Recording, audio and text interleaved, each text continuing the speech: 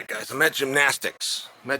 So I came to the corner here, made you a piece actually on my trip here. But once I arrived, I was able to get online, and there's a very interesting interview. Dana White did it as it pertains to USADA. And I just want to read you a little bit about what was said. And Dana was talking to Pat McAfee. So he said, so with all that addressed today, and not by me, I'm going to let Jeff Novinsky, I'm going to let our lawyer, Hunter Campbell, handle this. But you know what is about to hit the fan. Dana went on to say, we would still pay an independent company, White said. We have a standard. We have a standard set here, and a lot of people are not happy with USADA. Our deal is up at the end of the year, and we're working on going in a different direction, especially after the dirty scumbag move that they pulled yesterday. He says, I'm going to address that later. And what they're speaking about is USADA had come out.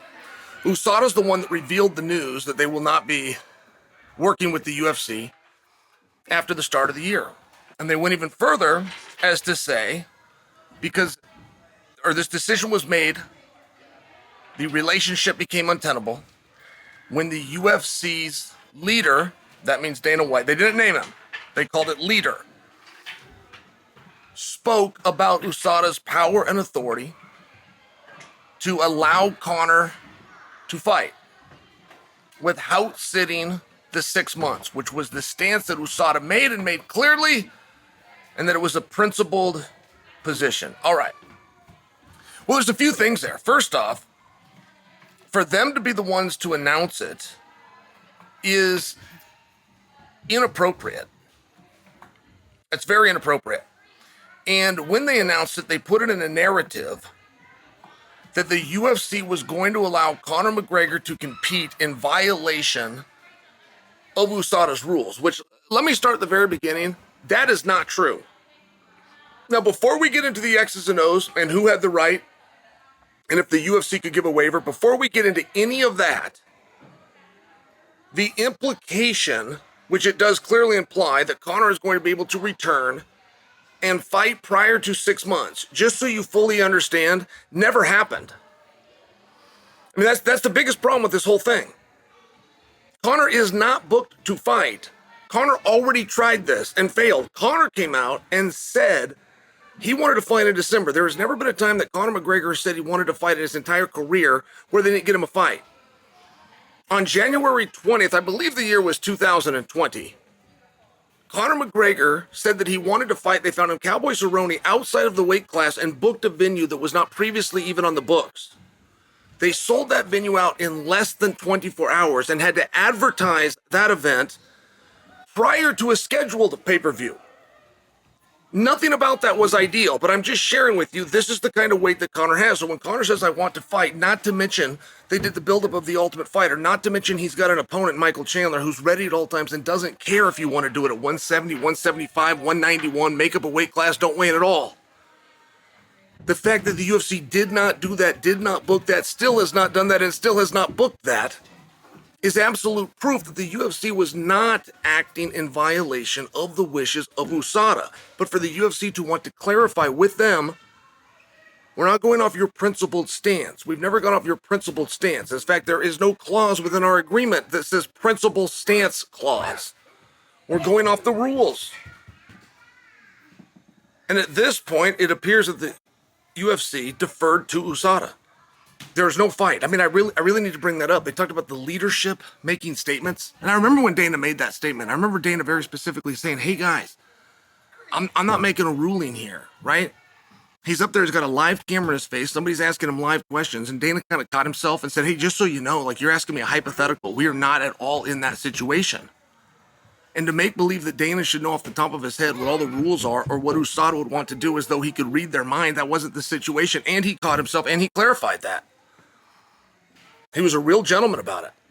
We then go behind the scenes. Conor makes it clear through social media that he wants to fight in December, and the UFC clearly did not book him in December, which would lead you to believe that they were leaning in the direction of USADA's opinion. So we don't need to split hairs there and say whether they were going to do that or they weren't going to do that. The bottom line is they have so far done that. So for USADA to come out, and don't forget, see, these are clients. USADA likes to take this position stance that they're out there serving athletes. And you guys know how much I like politics, right? But I see politicians getting that same credit. I'll see a politician pass away, and they'll come out and they'll put them on the front page of the paper, and they'll talk about 30 years that they served the public. You didn't serve anybody if you collected a paycheck. Just so we're all perfectly clear on that. You did not serve anybody if you charged to do it. You don't get credit for being some upstanding serving person. So when you have a customer, in this case the UFC, that's paying you $10.4 million a year, and you think it's a good idea to come out with a statement that's not a back and forth, you try to get in front of something to try to paint a story that you were the good guy, which is exactly the message you're trying to give when you say that you had the principled stance, which implies that they're disagreeing with your stance, which directly says that they have an unprincipled approach. That's not accurate. That is not accurate. Within that statement of USADA and the story that they attempted to tell, in typical USADA fashion, which is not an interview format, it is not a back and forth, it is a one-way, here's our message, the end. And you got to understand, the power over at USADA, the real power player that helped those wheels go around is Jeff Novitzky. Don't make any mistake about that. So when Novitzky is now a C-level executive within the UFC, when Dana talks about we have a standard and we're going to bring in somebody else independent to do that, the labs that USADA uses, which is two, there's one in Salt Lake City, there's one on the campus of UCLA, there's access to those labs. You don't have to be USADA to get it. So, not for nothing. If Dana says we have a standard, we've got another way to do it. Oh, by the way, it's somebody that we can work with a little bit better that doesn't come out to the media, speak out of hand about us, collect our money, charge us money, and then say that our relationship's untenable because Joe Rogan went and made a comment, which, by the way, Joe was well within bounds. Nobody put USADA down. I don't put USADA down. There's a number of flaws within USADA. There's a number of flaws within that entire process of being judge, jury, and executioner, not to mention how many people have fought USADA and won. Do you know how hard it is to beat USADA in arbitration? So you have to understand from this standpoint, okay? When you go into a commission hearing, this isn't a commission hearing, but it's very similar. When you go into a commission hearing, I've heard media say about an athlete, it says, look, I'm clean, I didn't do this. Okay, well, he's got a hearing in 2 months. He will have his day in court. You don't have your day in court. When you have a commission hearing, the commission has found you guilty of something. You now have to go before that very commission to clear yourself, which you'll never find me an example of an athlete that's done that. Why? Well, because for the commission to clear you or say you're in the right, they have to say we're wrong. They've already made a decision. So to go before them and get them to clear you, that's getting them to say we had it wrong, which first off, they wouldn't do, and secondly, opens them up to all sorts of lawsuits. It would be very difficult for an appellate court to deny something like that once the commission itself says we got it wrong in the first place. And with that said, when they go into quiet arbitration, a number of times USADA has got it wrong. That's okay. I applaud them for fixing that. I applaud them for changing things. But to make believe that you're out doing something as a crusader to help sport, you're not helping anybody when you're collecting $10.4 million. It's now a business relationship. You have a job to do, and you have a client and a customer. And in this case, instead of looking out for your client or customer, you came out and attempted to smear them and tell a story that you had the principled position. That's a quote. We had the principled position, which implies that they didn't. You didn't think a guy should be booked. They haven't booked the guy. You're saying the same thing. And the UFC's doing exactly what it should have been doing.